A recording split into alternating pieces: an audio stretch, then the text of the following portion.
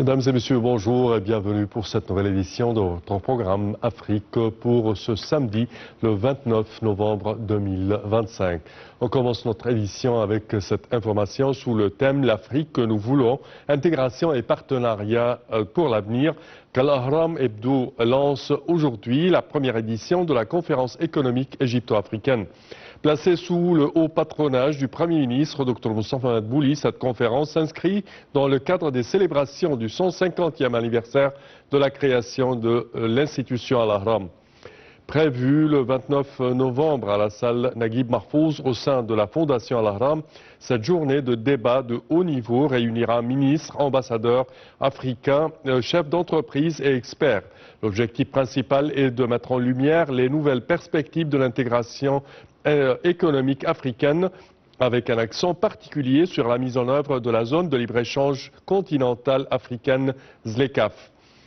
La conférence s'ouvrira s'ouvre sur une séance dont le thème donne le temps de la journée, la diplomatie économique, un moteur de développement en Afrique. Cette séquence met en lumière la diplomatie économique en tant que levier de croissance sur le continent. La notion clé est de forger l'unité par l'économie en intégrant la politique étrangère aux outils de développement, de finances, de commerce et d'expertise accumulée. Pour l'Égypte, l'enjeu est de renforcer sa présence sur les marchés africains et de positionner ses infrastructures et son savoir-faire comme levier pour l'ensemble du continent africain. Cette vision sera portée par des figures clés, notamment Dr Rania Al-Mashat, la ministre de la Planification, du Développement économique et de la Coopération internationale, qui représente le Premier ministre, Dr Moustapha Madbouli, et Mohamedou Labarange, doyen du groupe des ambassadeurs africains, soulignant l'engagement continental du Caire. Ils insisteront sur l'urgence de coordonner les politiques nationales avec la dynamique continentale afin que l'intégration régionale ne reste pas un concept théorique mais devienne un moteur de croissance concret pour tous les pays membres. Et pour plus de détails, mesdames et messieurs, nous avons le plaisir d'accueillir au bout du fil M. Rizq Shahata, qui est expert en économie. Bonjour M. Rizq.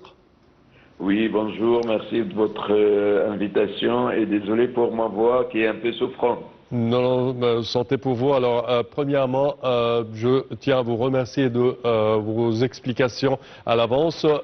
Premièrement, comment estimez-vous cette conférence et son importance, surtout avec sa mise en lumière de plusieurs projets tels que, par exemple, la ZLECAf ou la zone de libre-échange du continent africain. Comment estimez-vous ces efforts ? Bien sûr, après plusieurs dossiers, plusieurs défis pendant les derniers mois, de succès en succès pour la politique égyptienne dans les divers domaines, il restait ce dossier important qui est le dossier de relations entre pays africains, oui, et surtout l'enjeu économique entre l'Afrique. Et c'est évident, l'Afrique, c'est le continent qui a plein de ressources et plein de jeunesse. Il suffit juste de diriger tout ça vers le bon sens et le résultat sera énorme. Certainement. L'Égypte, elle est au nord de l'Afrique, elle est la passerelle pour l'Europe. L'Afrique du Sud également, elle est en plein sud, comme le nom l'indique. Et une relation entre les pays africains à travers cet axe qui est Égypte-Afrique du Sud, il sera formidable, il sera très bénéfique pour l'économie de l'Afrique. Oui, certainement. Cette zone de libre-échange, ou ce projet tout entier, a été lancé depuis 2019 avec la présidence égyptienne de l'Union africaine. Ce projet également, le projet de l'autoroute reliant le Caire au Cap en Afrique du Sud, ces projets retardent un tout petit peu à se lancer. Est-ce que vous pensez qu'un consensus sur ces projets demande plus de temps ou cause plus de pertes de n'avoir pas entamé de tels projets? Et surtout, il demande de plus de volonté politique de tous les pays d'Afrique. Oui. L'Égypte à leur tête, Vous savez, le libre-échange, ça a été fait il y a au moins 50 ans en Europe. Oui. Et il était temps aussi de l'appliquer en Afrique. Pas de douane entre les marchandises des pays, circulation des capitaux. Oui. Tout ça, c'est très très bien pour l'économie de l'Afrique qui a besoin que les jeunes, c'est le continent le plus jeune dans le monde, l'Afrique, et il faut penser à ces jeunes, à leur croissance. Et donc, c'est vrai qu'un projet comme lier l'Afrique du Sud à l'Égypte à travers 10 000 kilomètres au moins, avec des moyens de transport, parce que le transport c'est la vie aussi. Oui, Sans certainement. transport, on ne peut pas vivre. C'est le commerce. Et donc, il était temps de faire ça. Bravo à notre président de la République, bravo au Premier ministre qui gère ça. Qu'on lui souhaite bon courage, mais c'est vraiment que des bonnes nouvelles. Espérons pour le mieux. Dernière question, est-ce que vous pensez, quelles sont selon vous les recommandations attendues de cette conférence? En fait, moi je pense que l'axe de cette conférence, c'est la jeunesse africaine. Il faut leur trouver des solutions. La seule solution qu'ils ont malheureusement les jeunes africains maintenant, c'est d'aller risquer leur vie pour atteindre l'Europe. Oui. Alors, faire des projets pour les jeunes, ça doit être le devoir de chaque personne, chaque humain responsable. Donc, il faut accentuer le cap sur la jeunesse africaine, elle le mérite bien. Et c'est vraiment une chance énorme qu'aucun continent au monde est là. Et il faut travailler là-dessus, du travail pour cette jeunesse, des projets. Il ne manque rien pour l'Afrique pour devenir vraiment une puissance encore plus fort que la puissance européenne, par exemple. Espérons pour l'avenir prochain. Monsieur Rizk Chehata, je tiens à vous remercier de vos explications. Je répète que vous êtes expert en économie. Merci à vous. Chers téléspectateurs, à présent, une petite pause.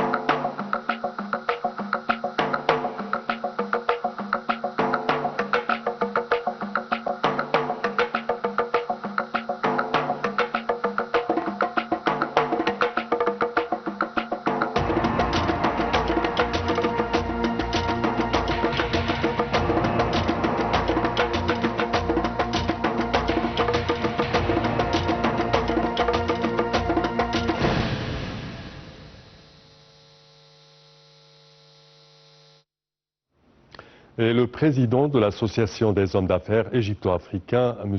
Yousri Charqaoui, a affirmé que le projet d'autoroute internationale, le Caire-Le Cap, représente un rêve africain qui se concrétise peu à peu grâce à la vision stratégique du président Abdel Fattah el-Sisi, qui a engagé le continent sur la voie d'un nouveau développement et d'une plus grande intégration. Pour plus de détails, voici un commentaire. La déclaration finale du 7e sommet de coopération et de partenariat entre l'Union africaine et l'Union européenne, tenu à Luanda, défend les libertés fondamentales et l'égalité des genres, insistant sur la nécessité d'appuyer les efforts consentis pour lutter contre toutes les formes de ségrégation, d'exclusion et de violence. Elle recommande une plus grande implication dans la défense des droits des femmes, des jeunes et des enfants et un engagement concret pour mettre un terme aux conflits armés. Le document plaide par ailleurs pour la réforme des institutions internationales afin de faire face aux défis mondiaux, régionaux et nationaux de façon collective, appelant également à l'application des principes de l'Organisation des Nations Unies, dont ceux relatifs au respect de la souveraineté des nations et au droit à l'autodétermination. Les signataires de la déclaration ont fait part de leurs profondes préoccupations concernant les défis humanitaires actuels et les violences commises contre les travailleurs humanitaires et les civils. Ils ont exprimé leur inquiétude concernant les difficultés qui se dressent face à l'acheminement des aides humanitaires destinées aux populations qui en ont besoin. Ils se sont dit disposés à agir pour l'amélioration de la situation humanitaire sur le continent africain et à soutenir les dispositifs de protection des réfugiés, des migrants, des déplacés ainsi que des communautés d'accueil. Les participants ont fait part de leur volonté de participer à la mise en œuvre de la vision commune pour 2030, un cadre stratégique visant à renforcer la coopération entre l'Afrique et l'Europe, adopté lors du sommet précédent. Et nous rejoignons par téléphone à présent, chers téléspectateurs, notre envoyé spécial à la conférence égypto-africaine, la conférence économique égypto-africaine du siège du journal Al-Ahram au centre-ville. Wael, bonjour. Oui, bonjour Seb. Alors, si tu peux nous donner plus de détails sur ce qui se passe dans cette conférence. Bon, alors, cette conférence, comme vous voulez le dire, cette conférence, c'était à l'initiative de la Fondation de presse de l'Ahram, en coordination et coopération, bien sûr, avec l'autorité nationale de presse et sous les auspices du Premier ministre, Dr Moustapha Madini, bien sûr. Oui. Cette conférence, c'est la conférence économique la conférence égypto-africaine économique. Cette conférence vise à renforcer tous les liens de coopération et de partenariat entre l'Égypte et tous les membres, bien tout l'ensemble des pays africains. Moi, j'étais en interview avec des ambassadeurs et des ministres, et surtout avec l'ex-premier ministre, docteur ingénieur Brahim Mahloud, qui est actuellement le conseiller du président de la République pour les projets d'investissement stratégiques.